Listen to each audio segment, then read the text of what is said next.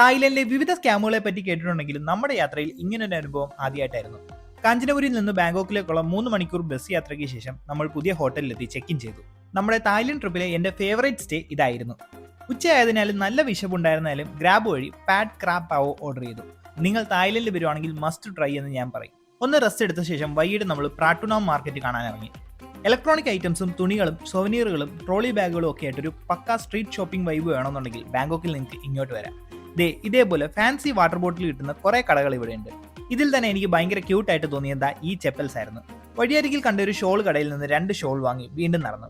ഇടയ്ക്ക് ഇങ്ങനത്തെ ഫ്രൂട്ട്സ് കടകളും ഒക്കെ കാണാൻ പറ്റും. ഇവിടെ എല്ലാം ഡുരിയൻ വിൽക്കുന്നുണ്ട്. പക്ഷേ ഇത് ഹോട്ടൽസിലും മെട്രോസിലും എയർപോർട്ടിലും എന്നിവിടങ്ങളിലെല്ലാം ബാൻഡാണ്. എന്താ കാര്യം നിങ്ങൾക്കറിയാവോ? നടന്നു ഒരു സ്ട്രീറ്റ് എത്തിയപ്പോഴേക്കും കടക്കാരൊക്കെ നമ്മുടെ അടുത്ത് ഹിന്ദി പറഞ്ഞു തുടങ്ങി.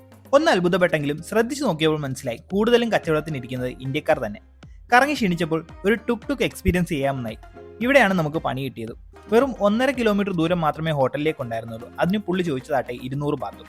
ഞാൻ ഒന്ന് ബാർഗെയിൻ ചെയ്ത് 100 ബാത്ത് കൊടുക്കാമെന്നായി. അങ്ങനെ ടുക് ഒക്കെ എൻജോയ് ചെയ്തിരുന്നപ്പോൾ പുള്ളി പെട്ടെന്ന് വണ്ടി ഒന്ന് സൈഡാക്കി നമ്മുടെ അടുത്ത് ഇറങ്ങിക്കോളാൻ പറഞ്ഞു. ഞാൻ മാപ്പ് നോക്കിയപ്പോൾ ഹോട്ടലിലേക്ക് ഇനി ഒരു 350 മീറ്റർ ദൂരം കാണിക്കുന്നുണ്ട്. അപ്പോഴേക്കും പുള്ളി തർക്കിച്ചു തുടങ്ങി. കാര്യം തിരക്കിയപ്പോഴത്തേക്കും നമ്മുടെ ഹോട്ടലിലേക്ക് 5 കിലോമീറ്റർ ദൂരമുണ്ട്. അതുകൊണ്ട് 400 ബാത്തും കൂടെ കൊടുത്താലേ പുള്ളി നമ്മളെ അവിടെ എത്തിക്കത്തോളം എന്നായി. അങ്ങനെ എന്തൊക്കെയോ തർക്കിച്ച് പുള്ളി നമ്മളെ വഴിയിൽ ഇറക്കി വിട്ട്. കൂടുതൽ പ്രശ്നം ഉണ്ടാക്കാതെ നമ്മളും ഇറങ്ങി നടന്നു. തായ്ലൻഡിൽ ഈ സ്കാം ഭയങ്കര കോമൺ ആണ്. അതുകൊണ്ട് ഇവിടെ വരുന്നവരും ഒന്ന് ശ്രദ്ധിക്കുക. പൈസ പോയിട്ട് പിന്നെ പറഞ്ഞിട്ട് കാര്യമില്ലല്ലോ. എന്തായാലും പുതിയൊരു വീഡിയോ ആയിട്ട് കാണാം. അതുവരെ നന്ദി.